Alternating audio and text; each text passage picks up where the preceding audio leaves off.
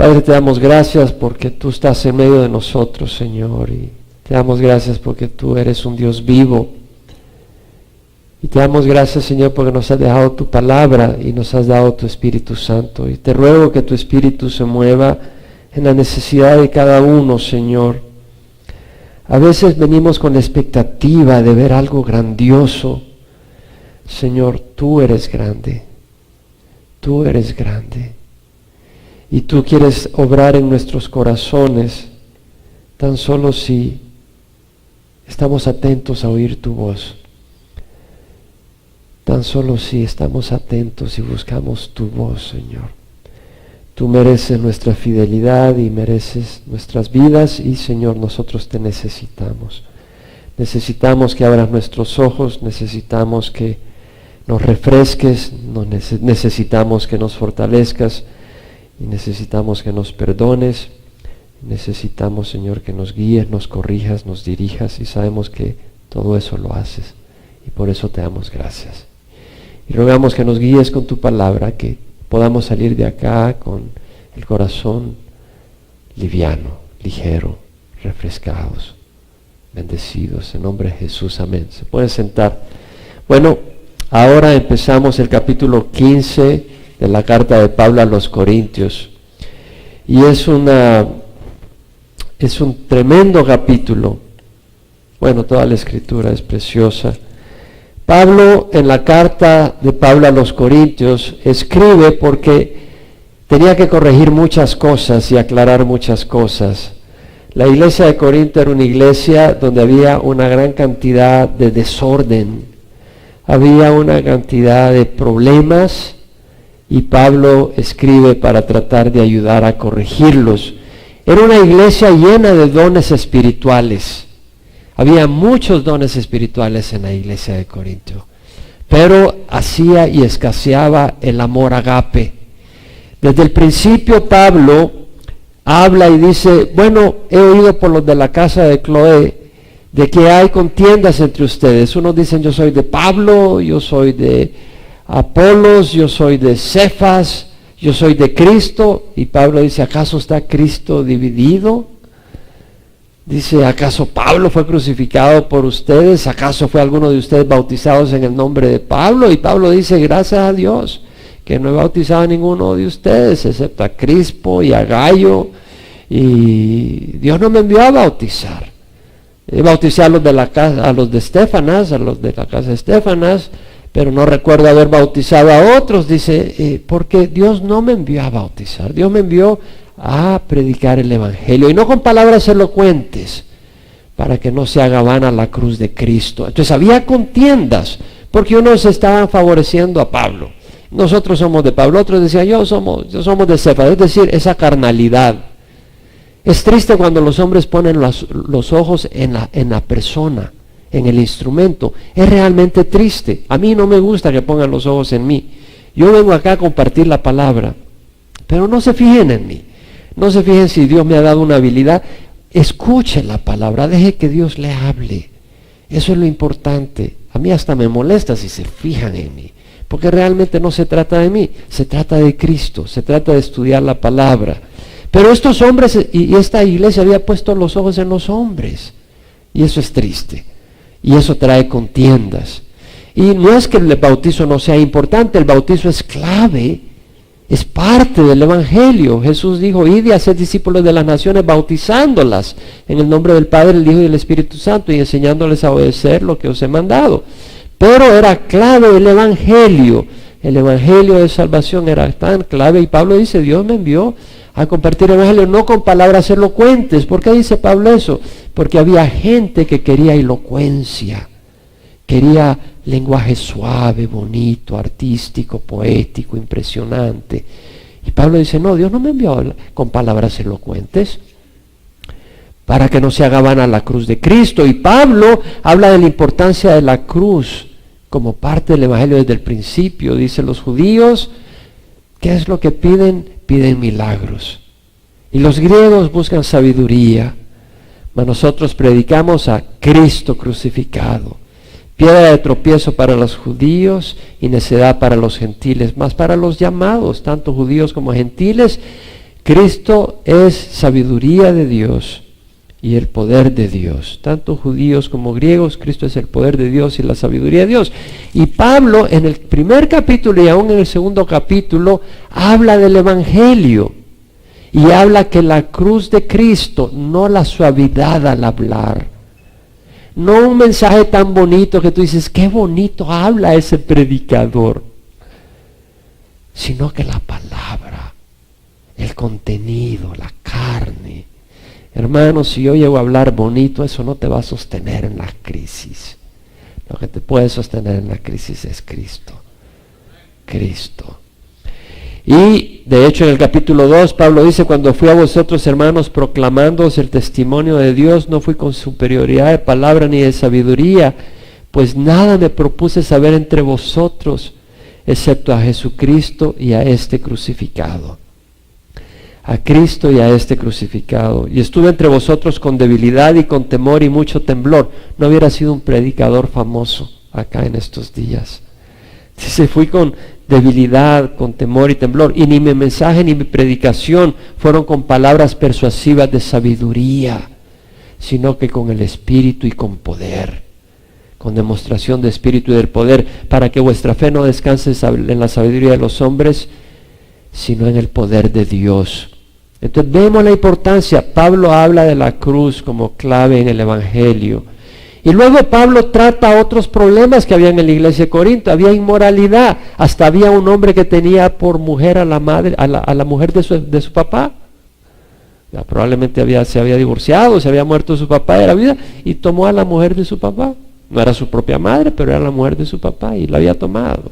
Y había pleitos entre ellos y se presentaban juicios y demandas ante los tribunales civiles de hombres paganos. Y se resuelvan entre ustedes. Y había confusión, porque había tanta inmoralidad. Unos decían mejor no casarse, otros decían ¿y cómo?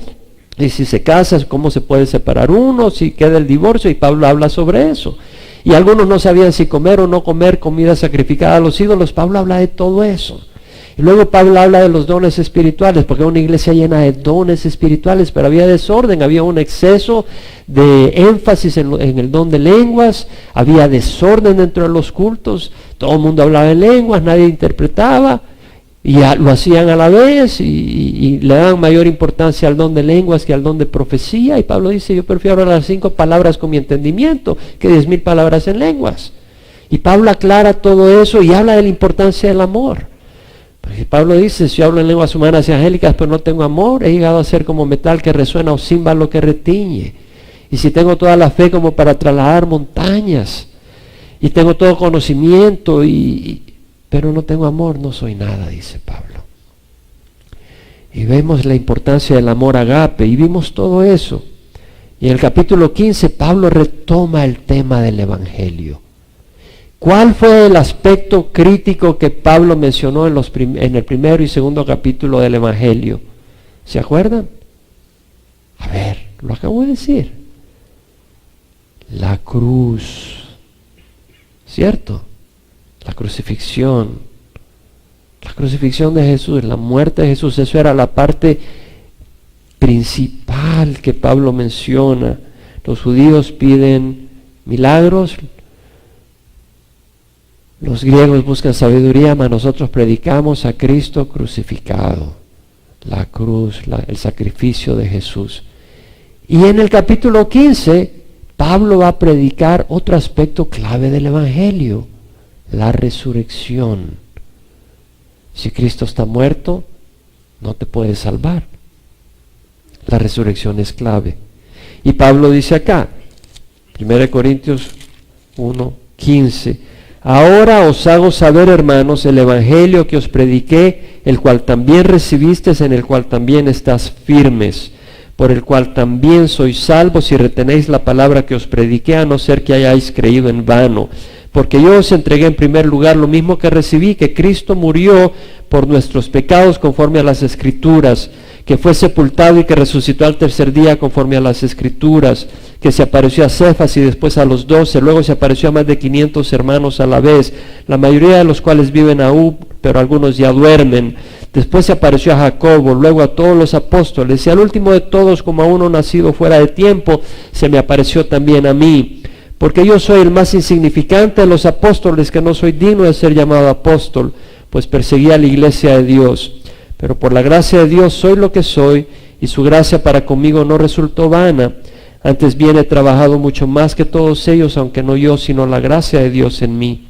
Sin embargo, haya sido yo o ellos, así predicamos y así creísteis. Entonces Pablo acá habla de la síntesis del Evangelio, donde dice: ahora os hago saber, hermanos, el Evangelio que os prediqué, el cual también recibiste, en el cual también estáis firme. Pablo había ministrado 1 año y medio en Corinto.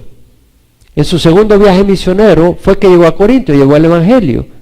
Y ahí estaba Priscila y Aquila, y Priscila y Aquila fueron ministrados por Pablo, y ellos le ayudaron a Pablo a ministrar. Y después de 1 año y medio se regresaron a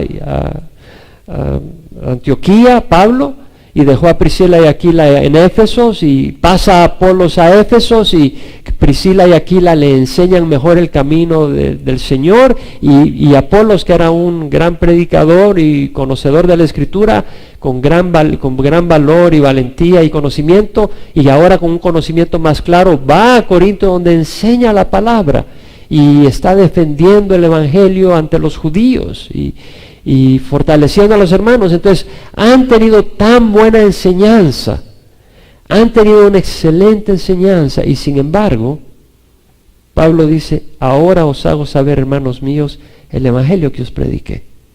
Se lo vuelve a repetir. ¿Estamos o no estamos? Es decir, Pablo ha estado 1 año y medio ahí.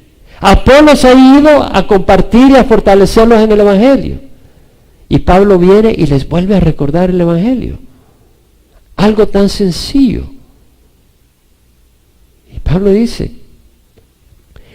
ve la necesidad de recordarles y declararles y aclararles el Evangelio. Una vez más, ¿por qué?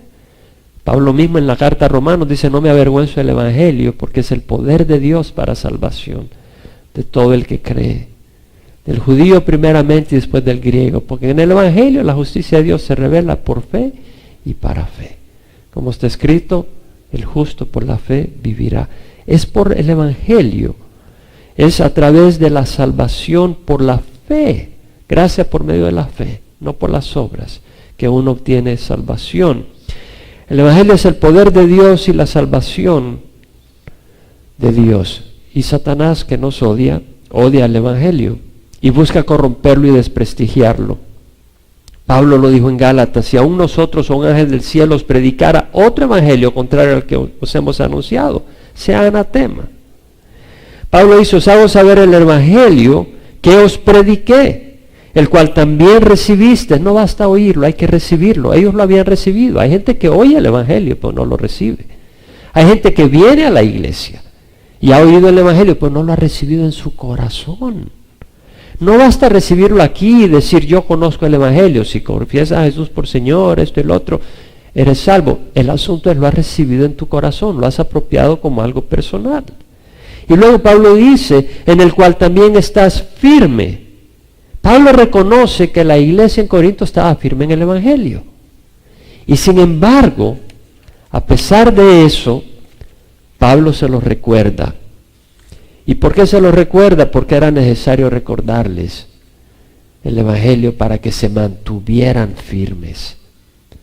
Ustedes están firmes en el Evangelio, pero aún así es necesario recordarles el Evangelio para mantenerse firmes en el Evangelio. Pablo lo hizo con la iglesia de Corinto. Conocían el Evangelio, lo habían oído muchas veces, y Pablo se los recuerda para mantenerlos firmes. Y es que no se trata de recibir la palabra y al rato olvidarte. Bueno, recibí la palabra, estuve yendo a la iglesia 3 meses, ya soy salvo, y ahora vivo mi fe por mi cuenta. No, hay que retener el Evangelio hasta el fin. Pablo en su carta a Timoteo dice: palabra fiel es esta, que si morimos con Él, viviremos con Él. Si mueres con el Evangelio en tu corazón, si perseveramos, reinaremos con Él. Pero si le negamos, Él nos negará. Si somos infieles, Él permanece fiel porque no puede negarse a sí mismo, pero tenemos que perseverar. Y Pablo dice, yo os entregué en primer lugar lo mismo que os recibí, que Cristo murió por nuestros pecados conforme a las Escrituras. Es decir, yo os entregué en primer lugar. Es decir, Pablo les recuerda lo primero que les dio a ellos del Evangelio. Si estudiamos el libro de Romanos, habla de tanta implicación que tiene que ver con el Evangelio. Pero aquí Pablo habla de lo fundamental del Evangelio. Y dice, yo os entregué en primer lugar lo mismo que recibí, lo principal, lo mismo que recibí. Pablo no se inventó el Evangelio. Esto no es que un concilio se reunió para decidir, bueno, ¿qué es el proceso para que uno se salve? No. Pablo dice, yo lo recibí, lo recibió de Jesucristo. En la carta de Pablo a los Gálatas, él dijo, el Evangelio que fue anunciado por mí no es según el hombre, pues ni lo recibí de hombre ni me fue enseñado, sino que lo recibí por medio de una revelación de Jesucristo. No fue el Papa, no fue Chuck Smith quien se lo reveló a uno, es Cristo que se lo reveló a Pablo directamente. Y este es el Evangelio, dice Pablo, que Cristo murió por nuestros pecados conforme a las Escrituras. Si Cristo murió, muchas veces dentro de la tradición, yo sabía que Cristo había muerto por nuestros pecados, pero no había entendido que si Él ya había muerto por nuestros pecados, Él ya pagó. Y si Él ya pagó, yo no tengo que pagar. Algo tan sencillo, no lo entendía. Cristo había muerto por mis pecados. A veces uno dice, bueno, murió por... Es como cuando, ¿qué pasó? ¿Qué pasó con ese accidente? Bueno, se murió. ¿Por qué? Porque se pasó el alto. Y por eso se murió. Ok. Pero no te lleva a ninguna consecuencia. Simplemente dices, eso fue lo que le pasó. Y es así el que dice, Cristo murió por los pecados, se pasó el alto y se murió. No, murió por los pecados quiere decir que Él pagó por nuestros pecados, que Él pagó la deuda. Eso es lo que quiere decir, que Él pagó la deuda. Ya no necesitamos pagar, no más penitencias, no más sacrificios. Ahora dice que Cristo murió por nuestros pecados según las Escrituras, conforme a las Escrituras. Es decir, estaba escrito. En el Salmo 22, 15, 16, David, 900 años antes que viniera Jesús, dice, me has puesto en el polvo de la muerte, refiriéndose a que Dios ha mandado a Él mismo a morir. Obviamente que no ocurrió en David, ocurrió en la simiente de David, en el Mesías que vendría de David. Y dice, me has puesto en el polvo de la muerte, perros me han rodeado. A los gentiles, los judíos tenían literalmente la palabra perros. Ese era un término que se usaba para los judíos. Pero en todo caso, también significa gente feroz. Y sabemos de que los romanos estaban ahí y los judíos enemigos del Señor que estaban en contra de Él, estaban ahí vociferando contra Él. Y dice, me ha acercado cuadrilla de malhechores, me horadaron las manos y los pies. A David no le horadaron las manos y los pies, obviamente que está refiriéndose al Mesías que vendría de David. 900 años. Isaías 53:5 escribe, 700 años antes que viniera Jesús, Él fue herido por nuestras transgresiones, molido por nuestras iniquidades, el castigo por nuestra paz cayó sobre Él, y por sus heridas hemos sido sanados. Es decir, somos sanados por lo que Él sufrió en la cruz. Y luego dice, y fue sepultado y resucitó al tercer día conforme a las Escrituras. Conforme a las Escrituras. Fue escrito de que Él resucitaría al tercer día conforme a las Escrituras. Aquí lo dice, fue sepultado y resucitó al tercer día conforme a las Escrituras. En el Salmo 16:10, David escribe proféticamente de el que vendría de Él, el Mesías, y dice, tú no abandonarás mi alma, y la palabra alma, el nefesh, quiere decir mi vida, mi ser, mi persona, todo. Tú no abandonarás mi alma en el Seol. El Seol era la región de los muertos. Ni permitirás que tu santo vea corrupción. Es decir, David vio corrupción, el cuerpo de David se pudrió en la tumba, pero el de Jesús no. Estaba profetizado que su cuerpo no se podriría en la tumba. Y Oseas 6:1-2, el profeta declara proféticamente de lo que Dios va a hacer con Israel, empezando por aquel que representa a Israel y va a la cruz por los pecados de Israel y del mundo entero. Y en Oseas 6:1-2 dice: venid, volvamos a Jehová, pues Él nos ha desgarrado. Sí, Dios ha castigado a Israel, trajo a Babilonia, y después Roma, el imperio romano, y ha venido castigo, pero acá se cumple literalmente en Jesús, para que pueda venir esa restauración en el pueblo de Israel en el futuro. Dice: volvamos a Jehová, pues Él nos ha desgarrado y nos sanará, nos ha herido y nos vendará, nos dará vida después de 2 días, al tercer día nos levantará y viviremos delante de Él. Al tercer día nos levantará y viviremos delante de Él.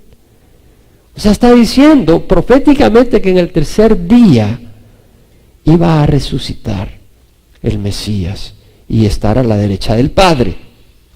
Y debido a eso, un día el pueblo de Israel, que está siendo afligido por el Señor, es decir, trajo a Babilonia, después trajo a Roma y trajo disciplina, un día ellos van a ser levantados y estar en la presencia del Señor, en la promesa del Señor. Notemos el énfasis de Pablo, que dice: tanto en la muerte como en la resurrección, y que murió por los pecados conforme a las Escrituras, resucitó conforme a las Escrituras. Es importante entender el énfasis de que toda doctrina tiene que estar de acuerdo con las Escrituras. Y cuando Pablo dice conforme a las Escrituras, está hablando del Antiguo Testamento, porque no estaba escrito el Nuevo Testamento todavía. Pablo está hablando del Antiguo Testamento y tenía que ser de acuerdo a las Escrituras. No quiere decir que estamos bajo la ley, como la gente en el Antiguo Testamento, porque no estamos bajo la ley. Si venimos a Cristo y decimos: no voy a seguir viviendo una vida de pecado, es identificarme con Cristo en la cruz, es morir con Cristo en la cruz, entonces yo nazco de nuevo a una nueva vida y ya no soy esclavo de la ley, pero soy libre de la ley y ahora le pertenezco a Cristo. ¿Me explico? Entonces vemos de que eso no quiere decir de que no tiene que armonizar con el Antiguo Testamento toda doctrina. Debe de armonizar con el Antiguo Testamento y el Nuevo Testamento. Ahora, Pablo en los versículos 5-11 da la evidencia de la resurrección, muy importante. Y dice que se apareció a Cefas y después a los 12.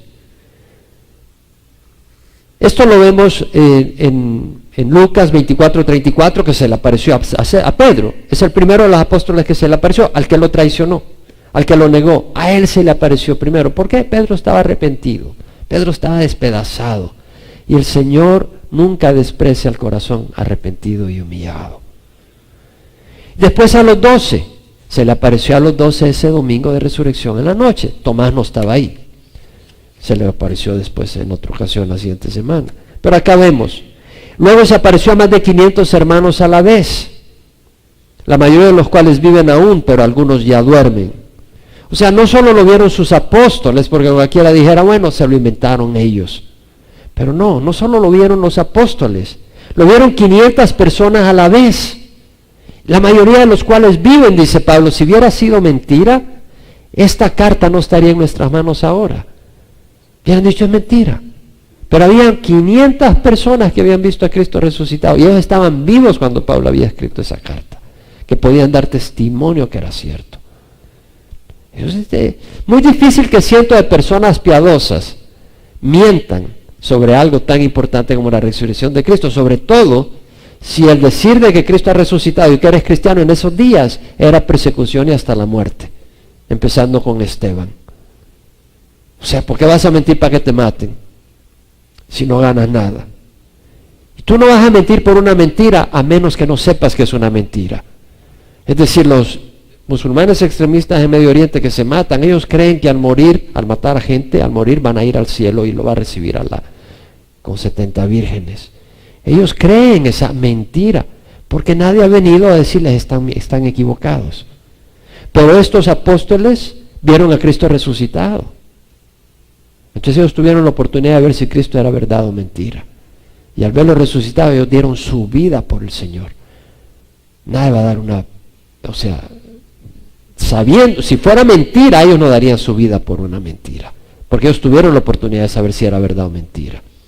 Y luego dice que se apareció a Jacobo. ¿Quién es este Jacobo? Jacobo es el medio hermano de Jesús. En Mateo 13, rápidamente se los voy a mencionar, cuando Jesús visita la sinagoga en Nazaret, vemos de que los del pueblo que estaban en la sinagoga se sorprenden de Jesús y dicen: ¿dónde obtuvo esta sabiduría y estos poderes milagrosos? ¿No es este el hijo del carpintero? ¿No se llama su madre María y sus hermanos Jacobo, José, Simón y Judas? ¿No están todas sus hermanas con nosotros? ¿Dónde pues obtuvo todas estas cosas? Entonces vemos de que Jesús tenía hermanos de parte de María y José. Es decir, Jesús nació de María, pero fue obra del Espíritu Santo. José no era su papá, fue su padrastro. Pero José, después de que María tuvo a Jesús, se allegó a María, y eso lo leemos en Mateo. Dice la palabra que José la conservó virgen hasta que nació el primogénito. Después de que nació el primogénito tuvo relaciones, pues es normal, es algo que Dios ha bendecido al matrimonio. Pero vemos acá que tuvo hermanos, y ya hemos explicado en el pasado que es claro, el papá de José se llamaba Jacob. Entonces José a su primer hijo le pone Jesús, porque fue el mandamiento del Señor a través del ángel: le llamarás Jesús, porque él salvará a su pueblo de sus pecados. Y Jesús quiere decir, en el griego es Jesús, que viene del hebreo Yeshua, que es Jehová Yasha, que quiere decir Jehová es salvación. Entonces vemos que Jesús tiene ese nombre porque significa Dios es salvación, Jehová es salvación, y Él es nuestro Salvador. Ahora, a su segundo hijo le pone Jacobo, el nombre de su papá. A su tercer hijo le pone José, el nombre de él. Como es normal, un padre le pone su nombre a su hijo. Entonces vemos que son hermanos legítimos de Jesús, pero son medio hermanos. Entonces vemos acá, y vemos de que se le aparece a Jacob, no al principio, primero se le aparece a Cefas, después se le aparece a los 12, excepto Judas, porque Judas se había ahorcado, pero se le llama 12 a los apóstoles originales. Y luego a 500 hermanos a la vez, y hasta después se le aparece a Jacob, al medio hermano en la carne. En otras palabras, el lazo de sangre no es lo más importante. A veces la gente quiere decir, bueno, por el lazo de sangre yo tengo aquí esta posición acá, o vamos a venir a Jesús a través de María por el lazo de sangre. No, cuando vinieron su mamá y sus hermanos, Jesús estaba en una casa. Estaba en una casa y una gran multitud de gente adentro, ahí en Capernaum, y viene gente a buscarle y a decirle, tu mamá y tus hermanos están afuera, queriendo hablar contigo. Y Jesús, volteando a ver a los discípulos, dice, ¿quién es mi madre y mis hermanos? Y apuntando a los discípulos, todo el que hace la voluntad de Dios, Él es mi hermano, mi hermana y mi madre. Entonces está rompiendo el lazo familiar y dice, el lazo conmigo es directo a través de los que quieren hacer la voluntad de Dios.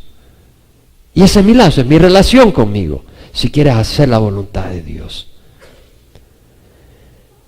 Y luego dice acá que se apareció a todos los apóstoles. Bueno, se le apareció a los 12 primero y después a todos. Quiere decir que hay otros apóstoles, además de los 12 apóstoles originales. Y cuando dice a todos los apóstoles, nos está dando a entender que un requisito del apóstol es que Jesús se le ha aparecido. Si era apóstol, se le apareció, porque se le apareció a todos los apóstoles. Si era apóstol, se le apareció Jesús. Jesús se apareció en muchas ocasiones a distinta gente. De hecho, aquí Pablo nos está dando el recuento de los líderes, apóstoles y líderes, pero ¿a quién se le apareció primero de todo mundo el Señor? A María Magdalena, en una ocasión. Después se le apareció a Pedro. Después, ¿a quién se le apareció? A los discípulos de Maús. Después se le apareció, eran instancias distintas.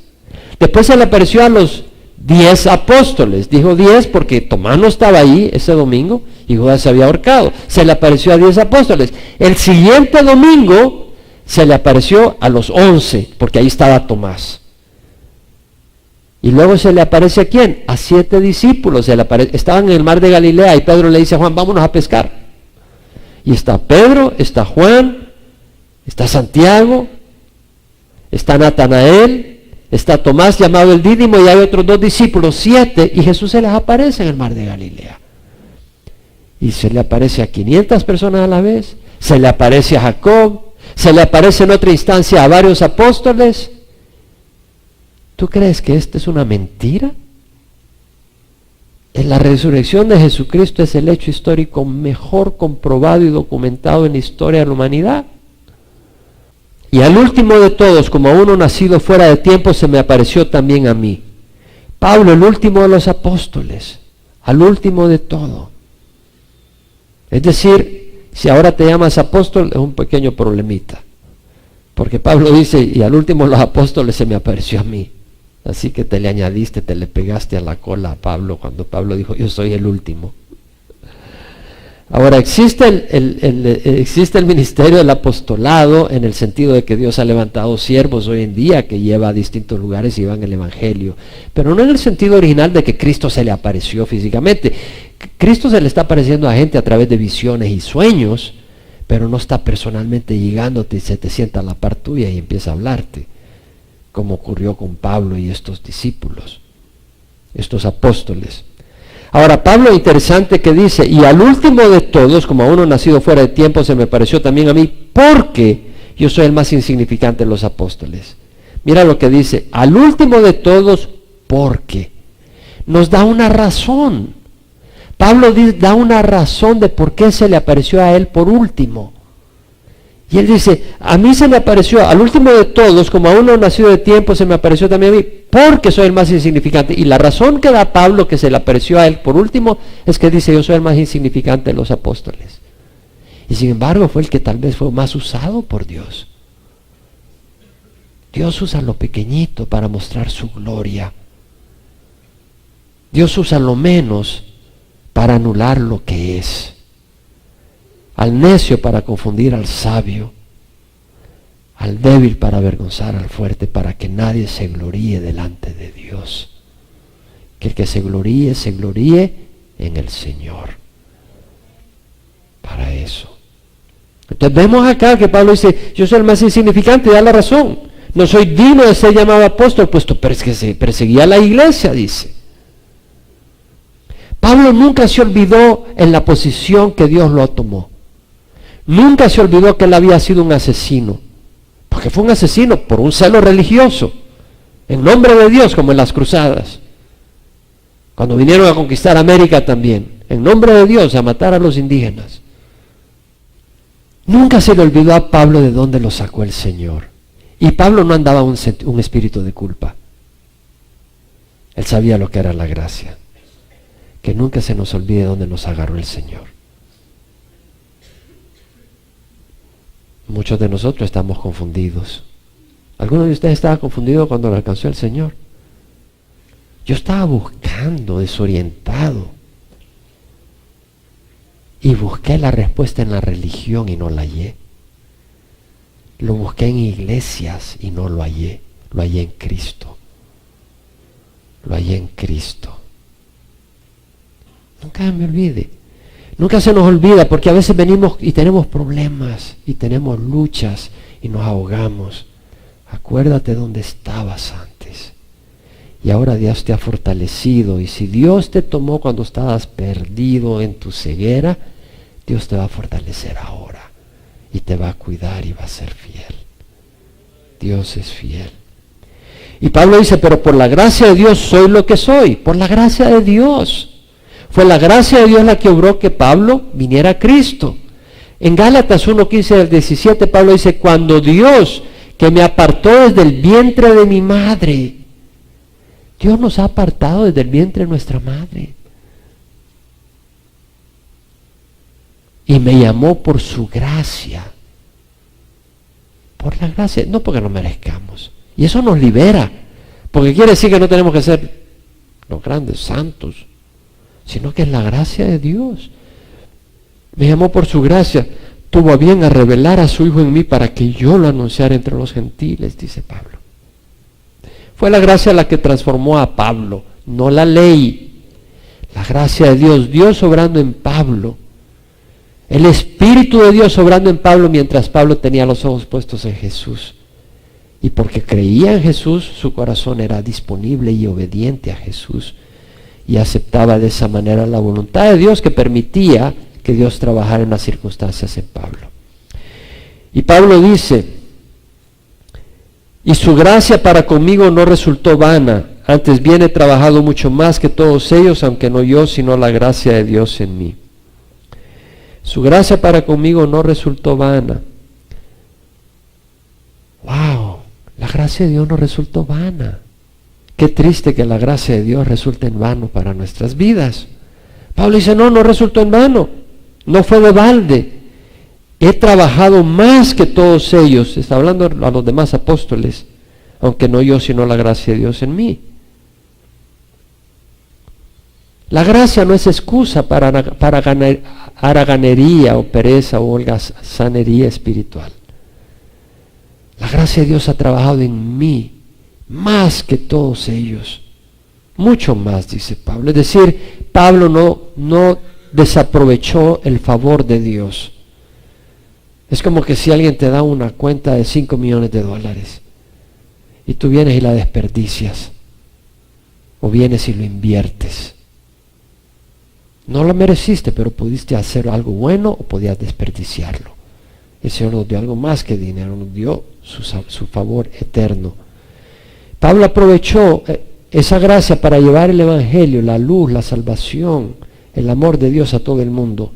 Y Pablo declara que trabajó mucho más que todos ellos. Él dice, he trabajado mucho más que todos ellos, personalmente. ¿Por qué Pablo se compara a los demás apóstoles? Pablo era un siervo humilde. ¿Por qué se compara? ¿Sabes por qué? Porque a Pablo lo despreciaban en la iglesia de Corinto algunas personas.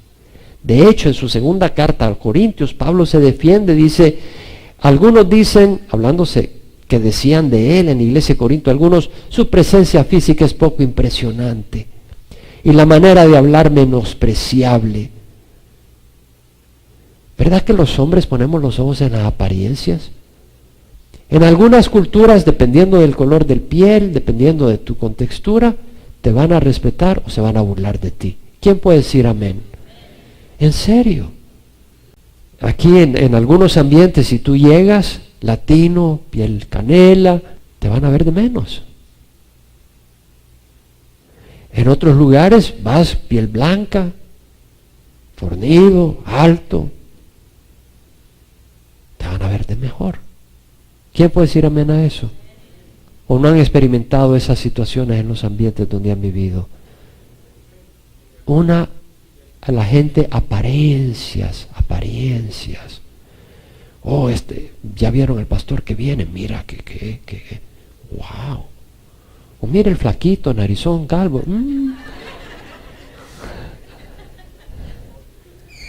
Estamos preocupados por las apariencias. ¿Quién puede decir amén? Pablo reconoce, por la gracia de Dios soy lo que soy. Pero todo esto, que he trabajado más que todos ellos, no yo, sino la gracia de Dios en mí. Es decir, Pablo dice, sí, yo he trabajado más que ellos, pero es por la fuerza que Dios me ha dado. No es por mi propia fuerza. Lo único que necesitó hacer Pablo es decir, Señor, dame tu gracia. Quiero servirte hasta los extremos del mundo. Y recibió la fuerza. Simplemente la disponibilidad estaba ahí y Dios recibió la fuerza. Ahora Pablo dice, versículo 12 dice, sin embargo, haya sido yo o ellos, así predicamos y así creíste. Es decir, ya sea yo el que haya predicado, o ya sea los demás apóstoles los que predican, lo importante es que ustedes creyeron. Y eso es lo que le debe importar a una persona, que vengan al Señor.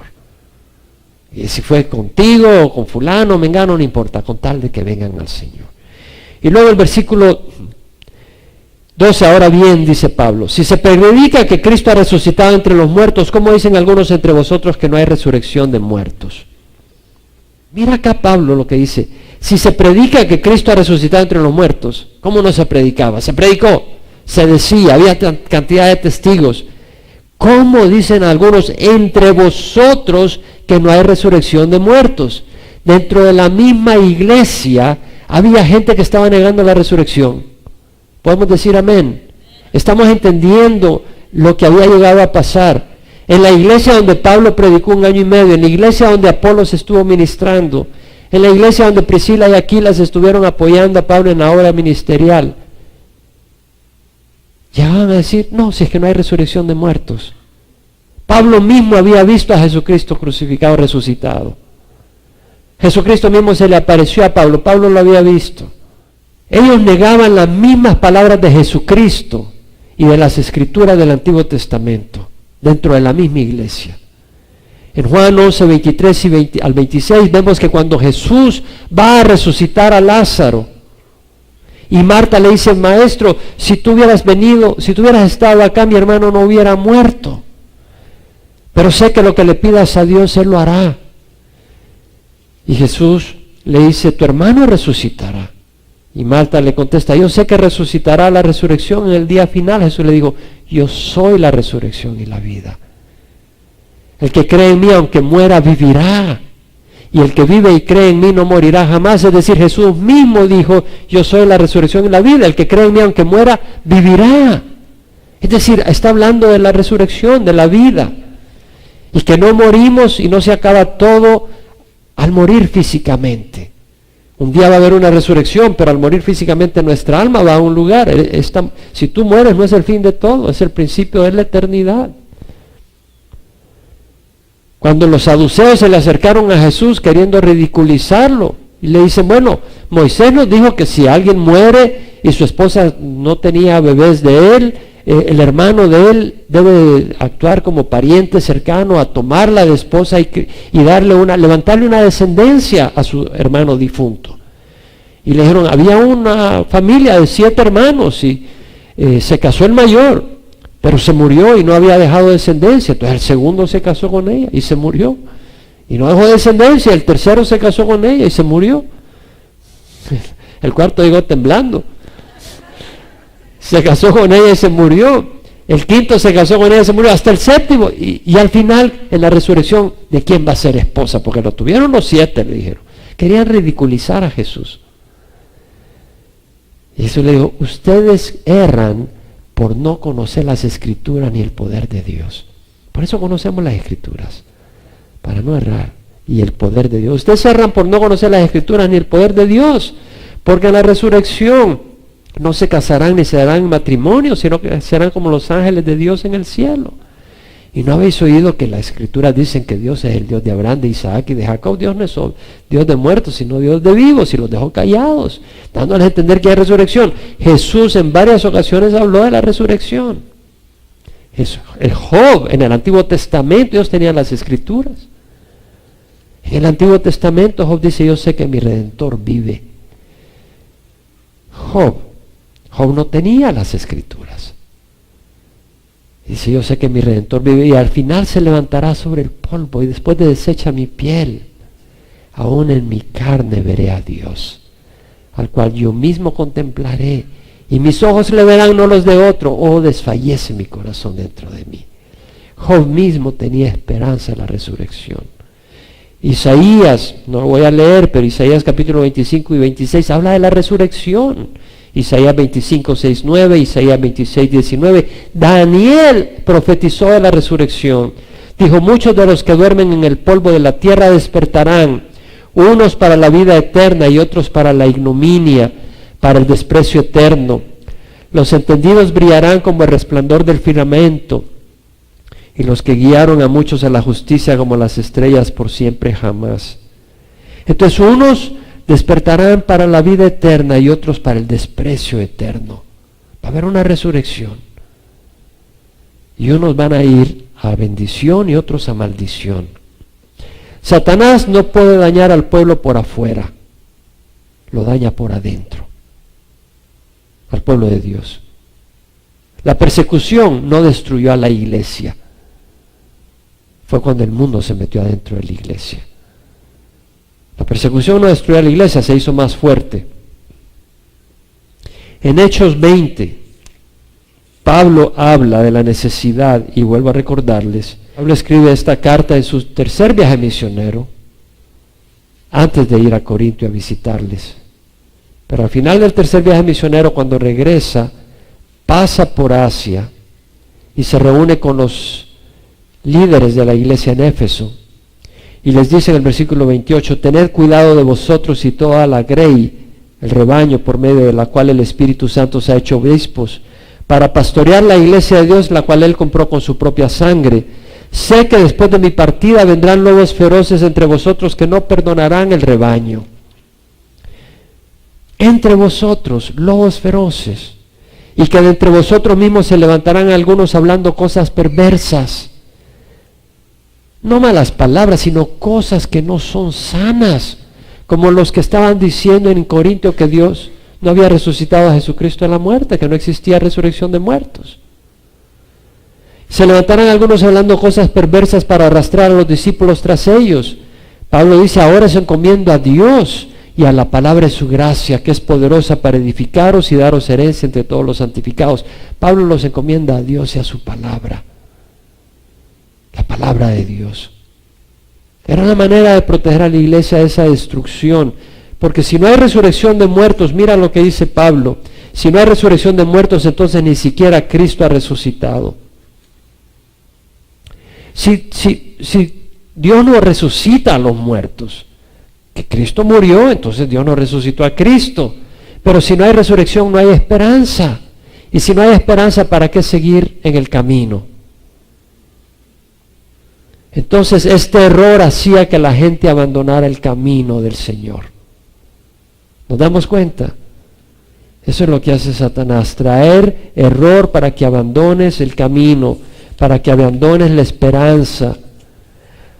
Pedro en su primera epístola dice, bendito sea el Dios y Padre de nuestro Señor Jesucristo, que según su gran misericordia nos ha hecho nacer de nuevo por su palabra a una esperanza viva por medio de la resurrección de Jesucristo entre los muertos. Entonces Cristo resucitando es nuestra esperanza viva para obtener una herencia incorruptible,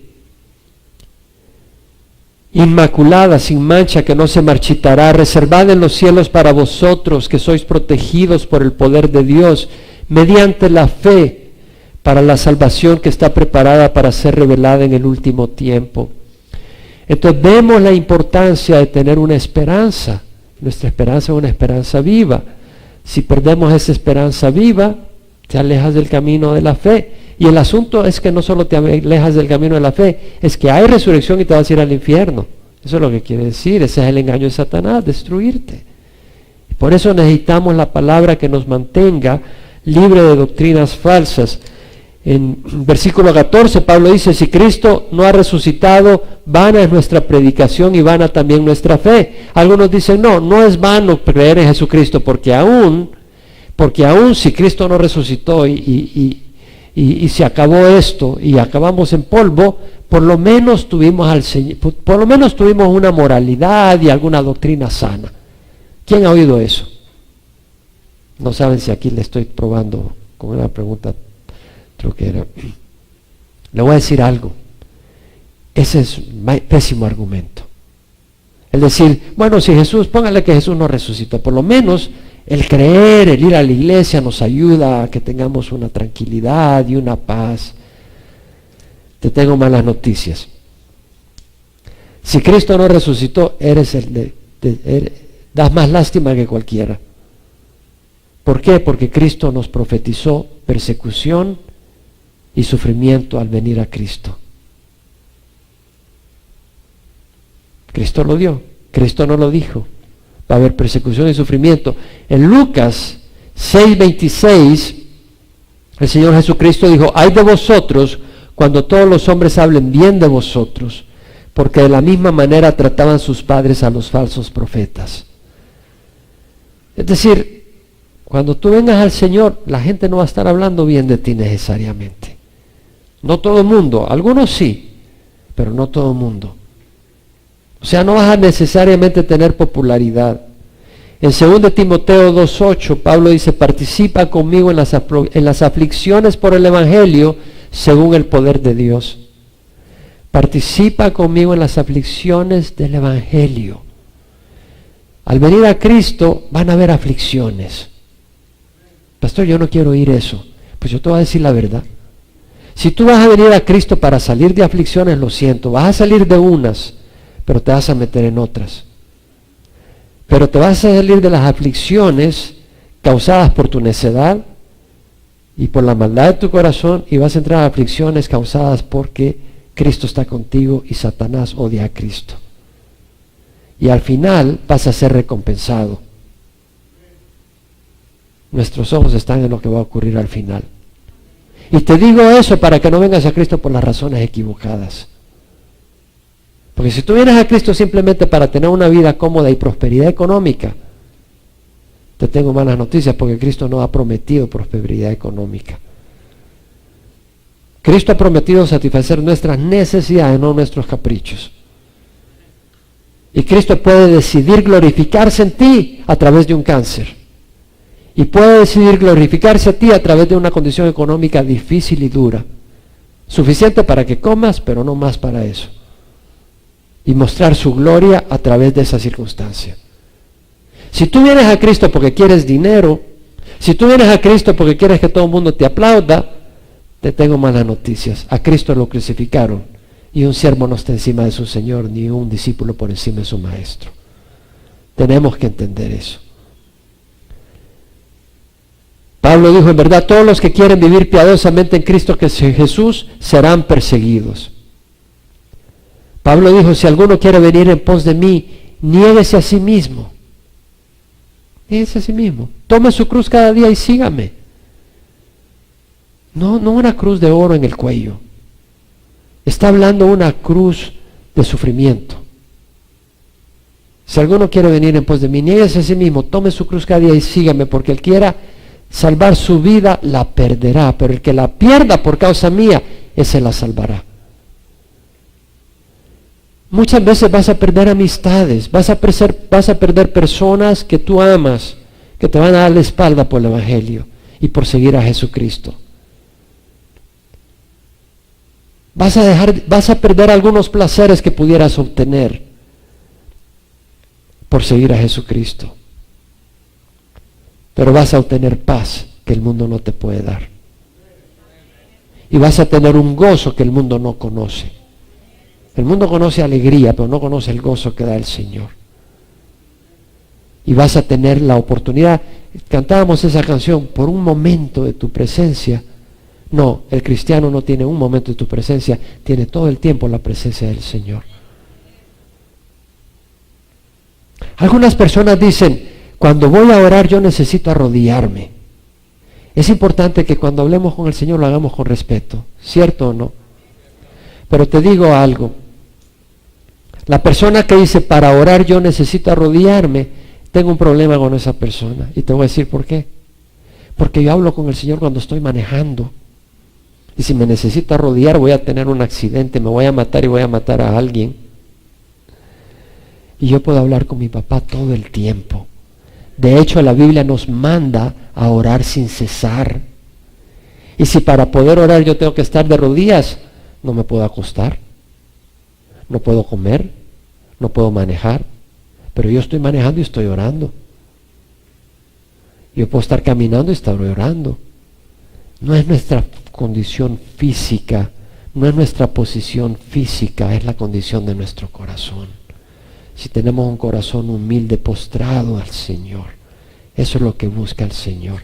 No tengo a mal si tú te arrodillas para orar, gloria al Señor, y te respeto, pero recuerda, esa no es una condición para que Dios te oiga. La condición para que Dios te oiga ya fue pagada en la cruz, la sangre de Jesucristo. Esa es la condición. Versículo 15. Aún más somos hallados testigos falsos, porque hemos testificado contra Dios que Él resucitó a Jesucristo, a quien no resucitó si en verdad los muertos no resucitan. Es decir, Pablo dice, si nosotros insistimos en la resurrección, no solo, además, estamos mintiendo, dice. Estamos testificando, somos testigos falsos de Dios. Hemos testificado contra Dios, es decir, testificados contra lo que Dios hizo. O sea, hemos testificado falsamente, contrario a lo que Dios hizo, contrario a lo que Dios no hizo.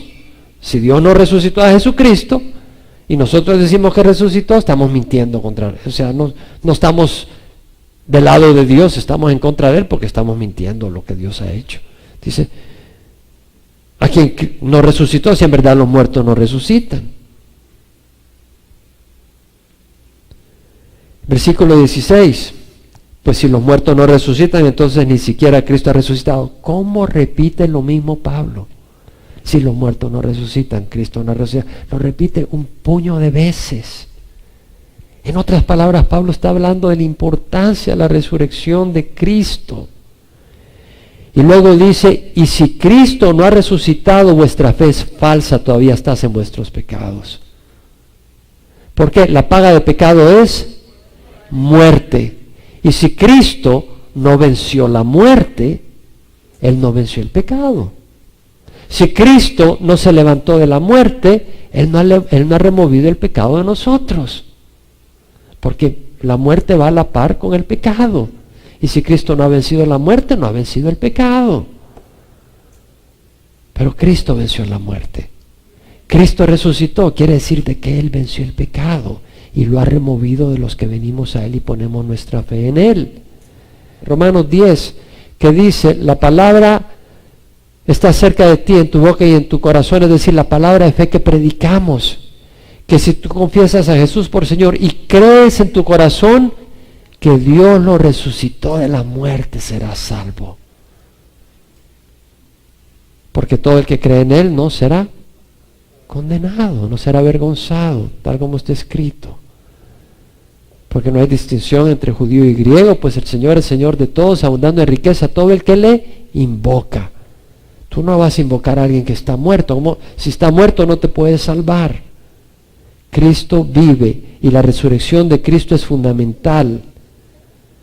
Y Pablo dice en el versículo 19, si hemos esperado en Cristo para esta vida solamente, somos de todos los hombres los más dignos de lástima. ¿Por qué? Porque el cristianismo implica también sufrimiento y oposición. Si no, Pablo no dijera esto. Si hemos esperado en Cristo para esta vida solamente, somos de todos los hombres los más dignos de lástima. Y lo que quiero decirte es, hay un cielo y hay un infierno. Si tú quieres negarlo en tu mente, estás rechazando la palabra del Dios viviente. Y es a tu propia costa que un día vas a probar el fruto amargo de tu decisión. Pero hay un cielo y hay un infierno. Y Cristo murió en la cruz por nuestros pecados. Y Él al resucitar mostró su poder sobre la muerte y sobre el pecado. Y la palabra dice, si confiesas a Jesús por Señor, no basta decir el Señor Jesús, tienes que hacerlo Señor de tu vida. Y si crees en tu corazón que Dios lo resucitó de la muerte, porque ¿cómo vas a tener por Señor a alguien muerto? Serás salvo. Padre, yo te doy gracias por tu palabra. Te ruego, Señor, que tú derrames tu espíritu sobre cada uno de los que hemos escuchado, para que en este momento, Señor, nosotros reconozcamos la importancia del Evangelio y de la sencillez, y que podamos una vez más, Señor, darte gracias, porque tú, Señor Jesús, moriste en la cruz por nuestros pecados. Y también que tú vives y que, Señor, tú venciste la muerte y nosotros un día nos levantaremos también de la muerte. ¿Por qué? Porque tú venciste y nosotros te tenemos en el corazón y sabemos de que tú también vendrás por nosotros, como tu misma palabra nos lo ha dejado claro. Señor, yo te ruego ahora por aquellos que no te conocen, que no te han recibido como Señor de tu vida, que tú toques ahora, Padre, aquellos que nos acompañan. Si aquí tú nos acompañas y nunca has hecho a Jesucristo Señor de tu vida, no basta decir el Señor Jesús, tienes que hacerlo Señor de tu vida. Y tienes que creer que Él murió por tu pecado. Y tienes que aceptarlo como Señor de tu vida. Y creer que Él ha resucitado. Hoy te invito a que recibas a Jesús como Señor y Salvador de tu vida. Pídele a Dios perdón por tus pecados. Y no te invito a una vida sin problemas. Pero hay una diferencia. No van a ser problemas por tus necedades, porque vas a tener a Jesús que te guíe en el camino de luz y de verdad. Pero van a haber tribulaciones. ¿Por qué? Porque el enemigo trata de atacarnos pero es mayor el que está en nosotros que el que está en el mundo. Pon tus ojos en la vida eterna. Yo te invito ahora a que tú reconozcas a Jesús como Señor y tu Salvador, y escapes del fuego del infierno, del lago de fuego y azufre, y recibas a Jesús y recibas vida eterna. Ahí donde estás, ora conmigo. Padre Santo, te ruego perdón por mis pecados. Hoy recibo a Jesucristo como Señor mío y como mi Salvador. Y te ruego, Padre Santo, que me perdones. Creo que tu sangre en la cruz es preciosa y es poderosa para lavarme de toda iniquidad. Señor, te doy gracias por haber muerto en la cruz. Creo que vives, creo que has resucitado. Y hoy te recibo, Señor, como Señor de mi vida y como Salvador de mi vida. Guíame, dame tu Santo Espíritu. Ya no quiero seguir pecando, ayúdame a caminar en rectitud. Abre mi mente para entender tu palabra. Dame sed de tu palabra y guíame. Te lo ruego en nombre de Cristo Jesús. Amén.